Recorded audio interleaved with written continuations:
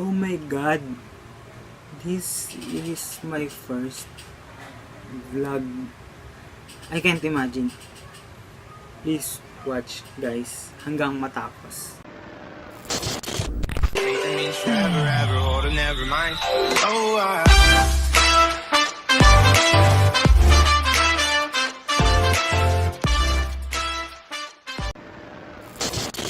Hi guys, it's me, Ivan. I am your new YouTube creator or new content creator. Oh my god, ito yung first vlog ko ever. Ngayon ko siya isushoot. I feel, oh my god, hindi ako makapaniwala. Before nanonood lang ako ng vlogs, ngayon ako na yung may experience ko na kung paano mag-film. Wish ko sa sarili ko, sana sipagin ako. And para sa inyo yan, syempre, sisipagin ako. Okay? And sana sipagin din kayo na manood ng mga videos ko kahit medyo maboboard kayo. Hindi ko naman alam kung maboboard kayo. Pero, sana talaga guys, panoorin niyo siya, okay? Hanggang matapos eh. Okay. Ito na ang aking first ever intro. Hi guys, it's me, Ivan. Welcome sa first ever vlog in my YouTube channel. Don't forget to subscribe and click the notification bell para you get notified whenever I upload new videos in my YouTube channel. Okay. Without further ado, let's get started. So, okay. Nabanggit ko kanina, this is my first vlog. So, diba, usually, ang mga nagiging first vlog ng mga nag-uumpisang YouTubers is parang they're adventurers and they're making travel vlogs for their intro vlog or yung pinakauna-una nilang entry na video dun sa YouTube channel nila. Pero ako, ang gagawin ko is gagawa tayo ng DIY Kinetic Sand. Yes, DIY Kinetic Sand. So, mga hindi nakakalam kung ano yung Kinetic Sand. Yung Kinetic Sand is siya yung parang clay. Pero composition niya is sand. Diba usually yung clay, ano lang siya. Lahat naman tayo alam yung clay. Lahat naman tayo nakapaglaro ng clay. Ganon din siya. Pero mas fine siya. Mas malambot siya. And yung pinaka-main ingredient niya is sand. Siyempre, kaya nga kinetic sand. Kaya siya tinawag na kinetic sand kasi namomold siya. Kinetic means, joke lang, hindi, physics yan. I hate physics. First fact. Yan. So, alam kong naghihintay na kayo ng aking video. So, eto na. Simulan na natin ang ating DIY Kinetic Sand.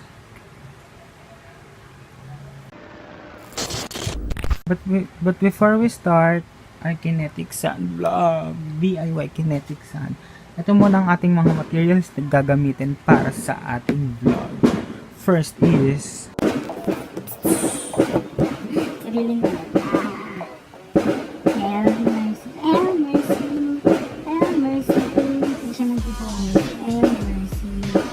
blue,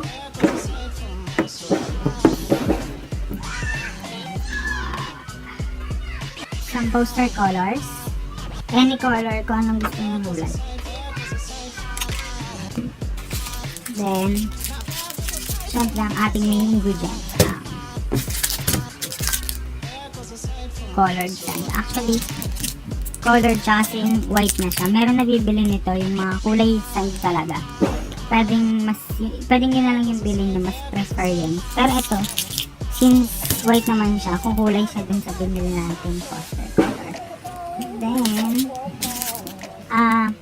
nga pala, ang gagamitin kong ganito is dalawang pack ng bali 200 grams. Ang isang asin is 100 grams. Ayan, kung nakikita nyo, 100 grams. Ayan, sinuhos ko na. Then, ang ating mga mixing, kulang pa pala. Water. Then, ating ang Santos.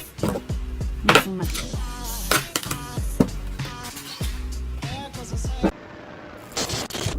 so ayun, simulan na natin ang ating DIY Kinetic Sand. In-adjust ko na lang pataas yung tripod kasi hindi siya kita. Hindi nakita yung table kasi maliit yung gamit kong table. So, ako na lang yung mag-a-adjust. Ako na lang yung yuyo ko. So, ang una natin gagawin is, kailangan natin, ito na, yung glue. Hindi nyo siya uubusin. Okay?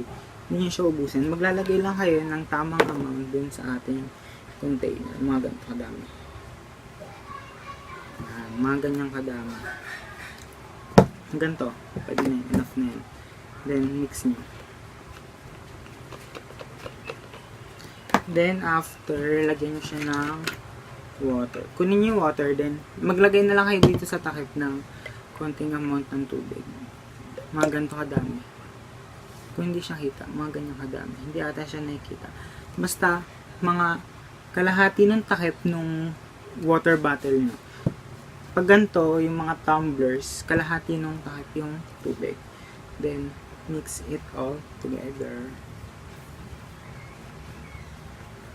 Huwag nyo masyadong damihan yung tubig kasi lalabnaw ang ating lalagnaw masyado yung mix natin. So, kailangan sakto lang yung ilalagay nyo sa kanyang tubig.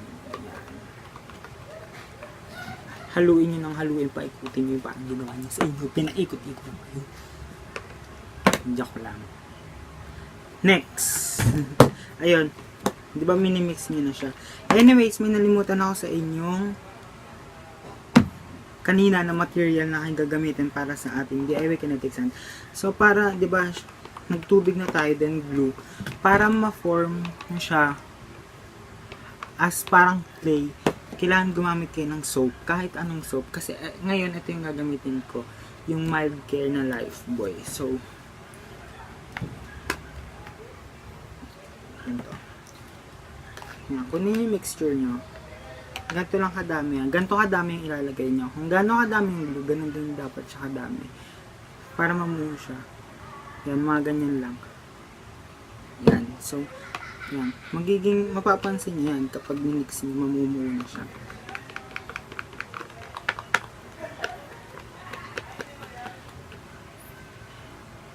Wala, ayaw nyo umakyat. Ayaw nyo umakyat. Ayan. Hindi siya masyadong nakikita dito sa ano. Mali yung nakuha kong lalagyan. Kumakalat lang siya. Mali yung nakuha kong lalagyan. Dapat pala, pag gumawa kayo ng ano, ganito, make sure sa bilog nyo siya gagawin. Mali yung nagawa ko. Dito ko siya nagawa sa may mga kanto. So, tumatapon sa gilid-gilid yung ano. So, parang kumakalat lang yung ginagawa kong mixture. Then, next, kunin nyo na yung yan, kunin nyo na tong poster colors. Makeup. Kunin nyo na tong poster color. Then, uy, ang ano niya. Wait lang.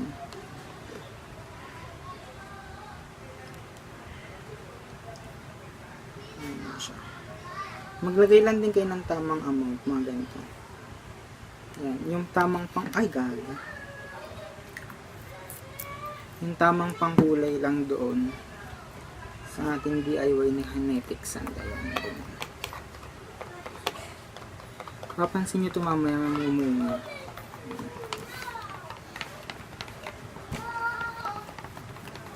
Diba kung kulay na siya? Papansin nyo ito mamaya namumuno na. Actually, mas maganda kung ilalagay nyo is liquid detergent, hindi mga hand soaps or kahit anong soap. Mas magandang mag-form yung liquid detergent. Mas stiff yun kaysa sa ganito. Actually, ngayon ko lang din siya ginawa, kaya parang hindi pa siya masyadong familiar sa akin. So, pare-pares tayong natututo. Ang dami ko ata nalagay. Yan. So, pag ganyan na siya, malapot na siya. Yan na, malapot na siya. Huwag kayong magdadami ng glue kasi kapag dinamihan nyo yung glue, magiging overactivated yung gagawin yung kinetic sand. So, kunin natin ito. Wait lang.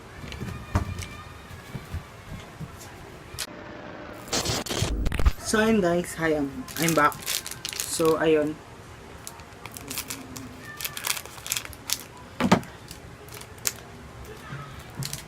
Ito niya siya. Then, meron pa siyang isang packaging. Ganyan siya kasi. Ganyan kasi ang National Bookstore. So, National Bookstore, baka naman, di ba? Baka pwedeng, alam niyo na, counting materials lang po ang aking kailangan. So, ayan. Huwag nyo na siyang buksan ng sobrang laki. Yan, ganito. Boost nyo siya ng dahan-dahan dun sa ginawa nyong mixture. Like this. Boost nyo na to kaagad. Ayan, ito. Hindi ko sure kung mag-perform siya. So, kung mag-fail man to, ano naman? Joke lang. Ayan, so, ayan, nahaluin nyo na siya.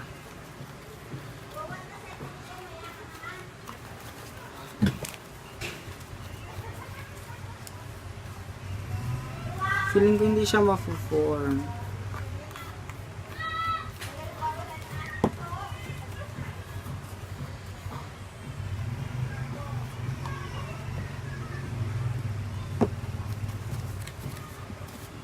I-mix nyo lang siya ng i-mix. Ayan, ganito. Ay, ito malsip. I-mix nyo lang siya ng i-mix. Ayan. Kapag medyo nagsama-sama na siya, dagdagan nyo lang siya ng dagdagan ng sun. Para kayong gumagawa ng dough. Ganun lang, para lang kayong gumagawa ng dough. Ganun lang, para lang kayong gumagawa ng dough.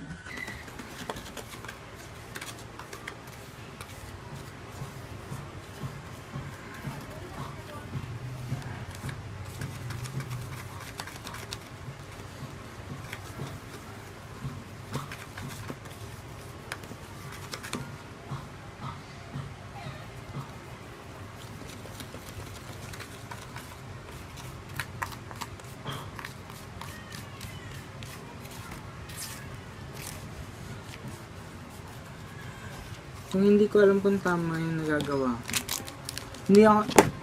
Hindi ako sure kung tama yung nagagawa ko, pero sana tama siya. And sana ma-form, mabuo siya. Parang maganda lightings. Ayan. Dagdagan nyo lang siya ng dagdagan. Dagdagan nyo lang siya ng dagdagan. Para lang kayong gumagawa ng dough. Hindi siya nabubuo. Dapat nagro-roll siya. Ayan o. Hiwa-hiwalay siya. Ibig sabihin masyadong malambot. Overactivated yung nagawa ko.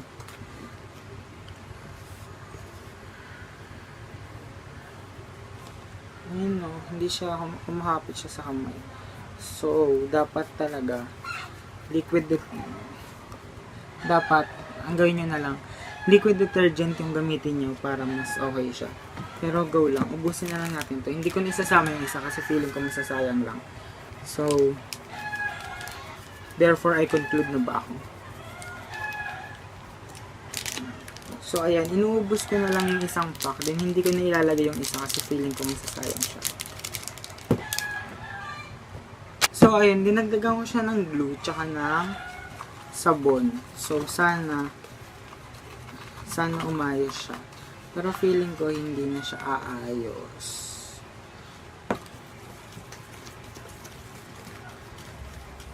Bakit gano'n? Ang hirap niyang gawin.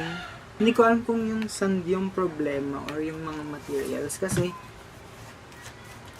ang napanood ko no, na DIY is ang ginagamit nila play sand. So, parang feeling ko hindi siya play sand kasi pang project yung ginamit kong sand.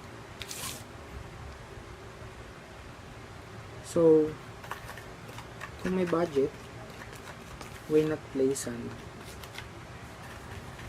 Diba? So, fail siya, hindi siya, ayun o, hindi siya nagdikit-dikit. Dapat dikit-dikit siya. So, fail siya. Ayun o, hiwa-hiwalay siya, kudak-kudak siya.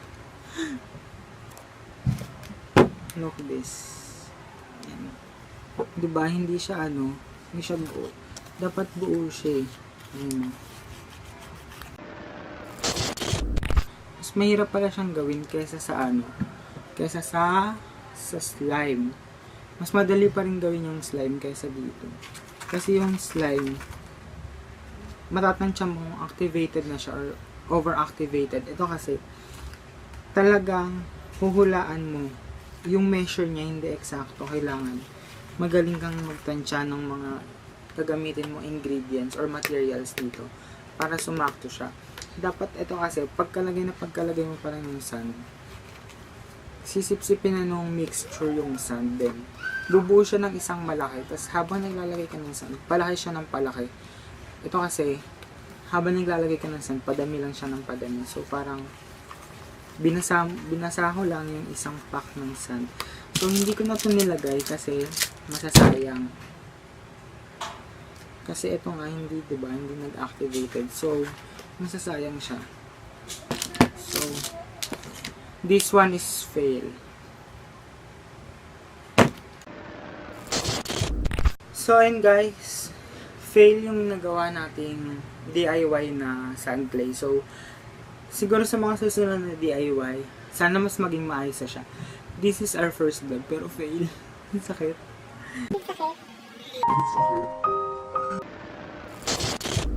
So ayun guys, thanks for watching my first ever video.